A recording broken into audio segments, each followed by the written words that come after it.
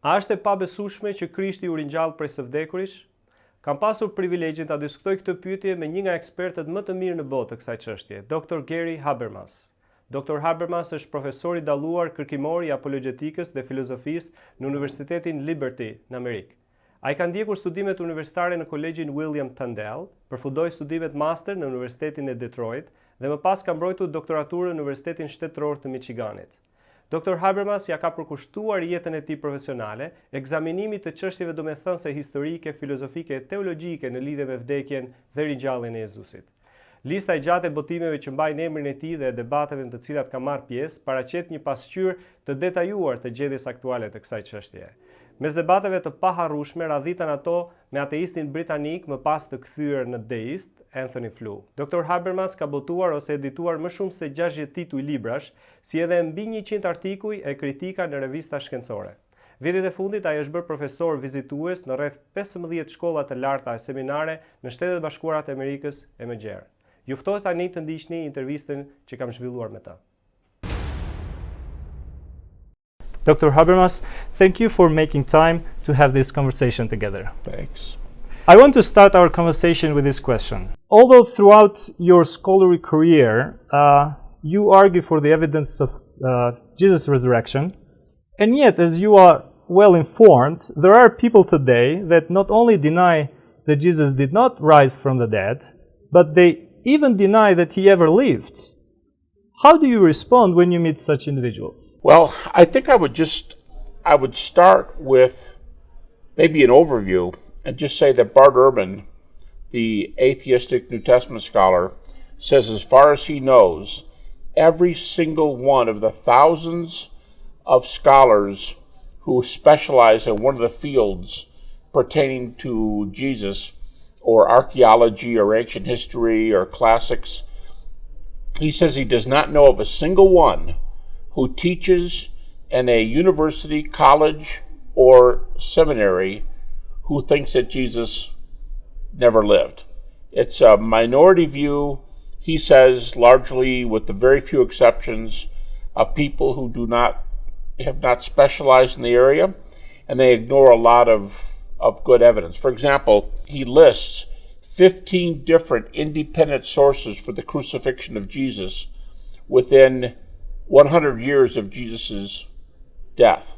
Now, 100 years, I can tell you from studying ancient history, it's not a long time. 100 years is pretty early. And again, he has 15 independent sources for Jesus' death by crucifixion. So that many sources, we know in the ancient world, many events rest on just 1, 2, or 3 sources, as Paul Meyer, ancient historian at Western Michigan, says. So, I mean, that's just for starters on the crucifixion. I think we have an excellent case for the historicity of Jesus. So one of the objections that we face in our ministry when we talk to our Muslim friends in Albania is the opposite, actually, of what you're saying, Yep. what the Bible teaches, that Jesus died by crucifixion. So the Quran denies the death of Christ. Could you elaborate a little bit more of those extra biblical evidences that will make the case that that's what's the real case for Jesus, that he died by crucifixion? I wrote a book years ago called The Historical Jesus, and I have 12.5 sources for Jesus outside the New Testament, none of which are Christian. The most commonly reported event, 12 of the 18 sources, exactly 2/3, 12 of the 18 sources attest to the death of Jesus.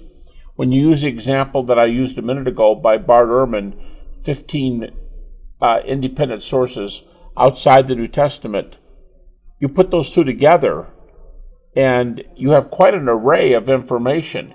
Now, I can understand somebody reading the Quran and accepting their own book, but the Quran is 600 years later, and the skeptical sources that I'm using are only 100 to 150 years after the death of Jesus, and probably the most common fact that's reported is the crucifixion. Let us jump to at the core of your expertise.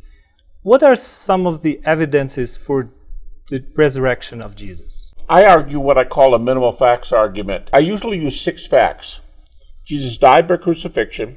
His disciples thought they saw him again. They had experiences which they believed were appearances of Jesus. They were totally transformed by that belief, even to the point of being willing to die. Now, somebody might say, well, how do you know they died?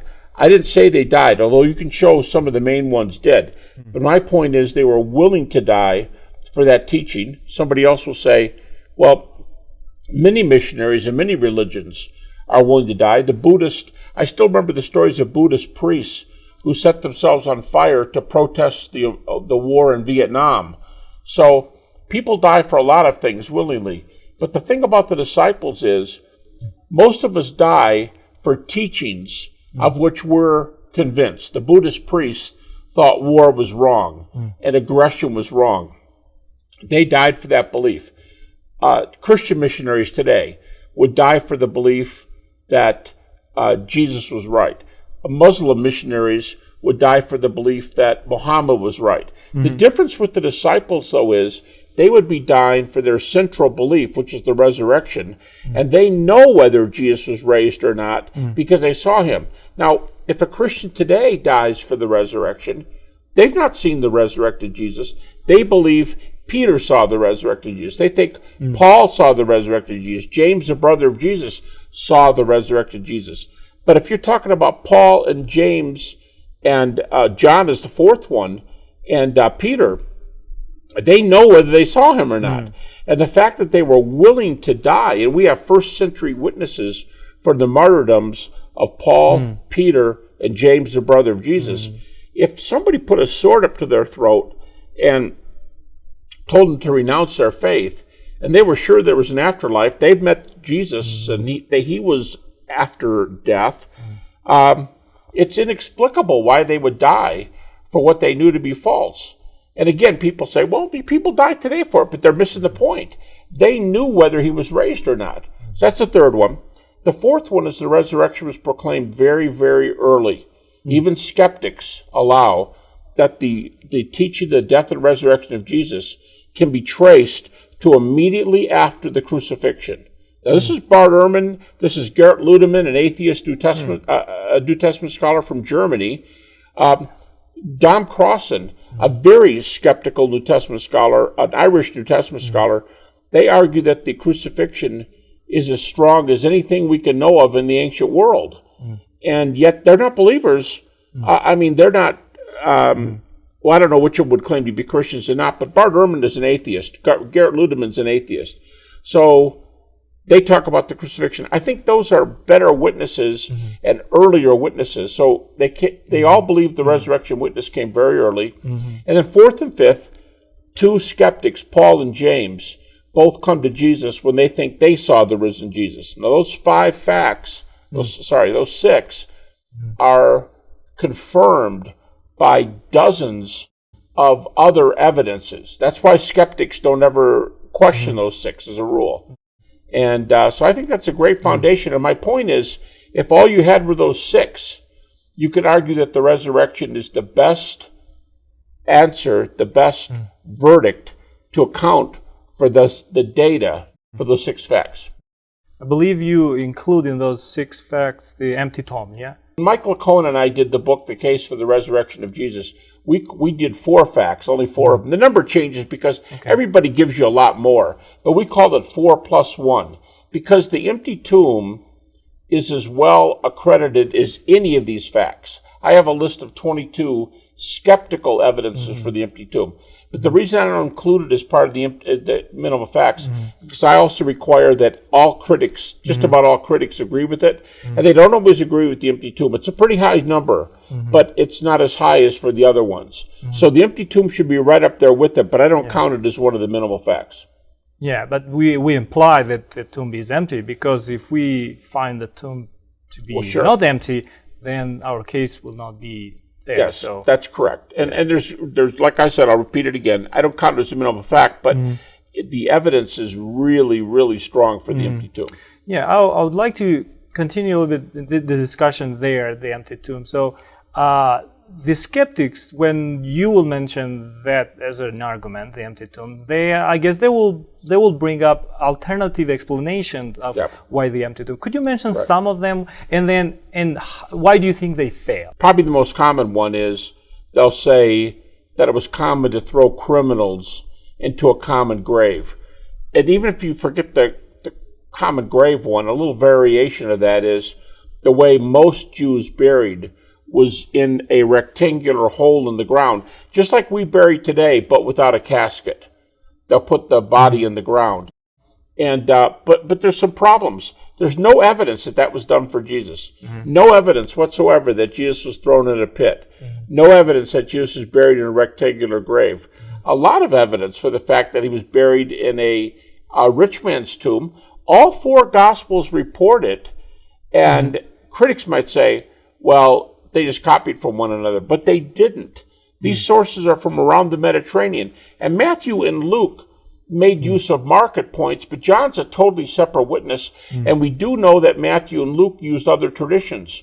Mark, for example, used what's called the pre-Mark and Passion narrative that reports the empty tomb and the burial, the proper burial. So we have a lot of evidence for the proper burial. We can suppose what else there is, but there's not one speck of evidence that he was buried in a common grave or in a normal plot in the dirt. Now, in your writings and in your talks, you also mentioned that one of the strongest evidences that the tomb was empty and the resurrection is true is the fact that the first who testify about this are women. So why this is important in this discussion? Very important because not just in the Jewish world, but in the ancient Mediterranean world, female testimony was played down. It's not true that they couldn't testify in a court of law. They could, but it was played down. And four writers in four different parts of the Mediterranean world would not all account for the story by using women if that was not going to get them any respect. In fact, Luke and John tell us that men ran back to the tomb to confirm what the women said. If that's it, and you're going to get much more respect for the men, why not start your story of the empty tomb with the two men going to the tomb? Why start with the women? The only serious reason is because they did it because that's what happened. They're telling the truth. So in critical language, the women were embarrassing witnesses because if that's all you got, it's not all you have, but if that's all you're going to show us, you're not putting your strongest foot forward. But the truth is, they were telling it like it was reported and like the evidence says. Another objection comes that these evidences primarily come from New Testament writings. So these writings are written by Jesus' friends. Okay, so one would expect to find there a glorified view of the master that they followed. So does this make the case that these are not reliable? Yeah, the interesting thing is these skeptical New Testament scholars that I'm talking about, Bart Ehrman, Bart Ludemann, and the others, Dom Crossan, they're going to say that's a silly comeback because skeptics today, people who don't know what they're talking about, will sometimes say, we won't use any biblical source. But that's not the way the skeptical New Testament scholars do it. They will let you use sources that are accredited sources. In other words, here's another way to say it. You can only use texts that have reasons to believe they're true. That's the only ones. And skeptics, just to give you one example, of the 13 books that bear Paul's name, they will give you 7 of them. And you can use 7 of Paul's books. Romans, 1st and 2nd Corinthians, Galatians, Philippians, 1st Thessalonians, Philemon. You can use all 7 books. They don't think they're inspired or anything, but they think they're good texts written by Paul. Bart Ehrman, the atheist New Testament scholar, calls them indisputable. And almost every New Testament skeptic says that. So these are guys who many times are not Christians, many times maybe Jewish New Testament scholars, and they're going to say, use them. That's good material. Now, a skeptic who's not trained, who hasn't gone to school, can come along and say, oh, no, you can't use that. That's a prejudiced witness. They could say what they want to, but the scholars don't say that, and even unbelieving scholars don't say that. So you can't use the New Testament indiscriminately with these critics, but you can use the texts from the New Testament that are well attested. You have researched in another topic, in another area, which is near-death experiences. Right. And you know about claims of people that they've claimed they have died. Right. Perhaps a couple minutes or an hour, I don't know. Yeah, and they have come back to life. Right. Now, why Jesus' resurrection is different from those cases? Good question. I debated a man a few years ago who held that view, and we debated this in a journal. There are a lot of reasons the resurrection of Jesus does not fit. It's nothing like those cases. For one thing, here's a couple examples. Jesus wasn't dead for, you said, minutes or maybe a half hour or an hour. By the time they got Jesus down from the cross, buried his body properly, took it to the place, put it in there. They had to get this done very quickly before sundown on the first day. And that's not 30 seconds out, 45 seconds out, or even 5 minutes out. It doesn't fit the scenario. Secondly, as we've just been talking about, he's got an empty tomb. If somebody has a near-death experience, and if they were prematurely buried, which is, by the way, has happened a few times, and if they were prematurely buried, if you dug them up, the body's not going to be gone. The body's still going to be there. But Jesus' body, the empty tomb, in other words, is a big problem for this view. Here's another one. Jesus predicted his resurrection ahead of time. Now, people might say, so what? Well, skeptics increasingly believe Jesus probably did predict his death and resurrection or glorification ahead of time. If he predicted it, that means it wasn't a happenstance, anything goes. It was a planned event. How do you know? Because somebody knows about it. If someone said to you, we're going to a birthday party this Saturday, you can't get to the birthday party and say, hey, what'd you all do? Wake up this morning and decide to have a birthday party? No, because I told you 3 days ago we're going to the birthday party.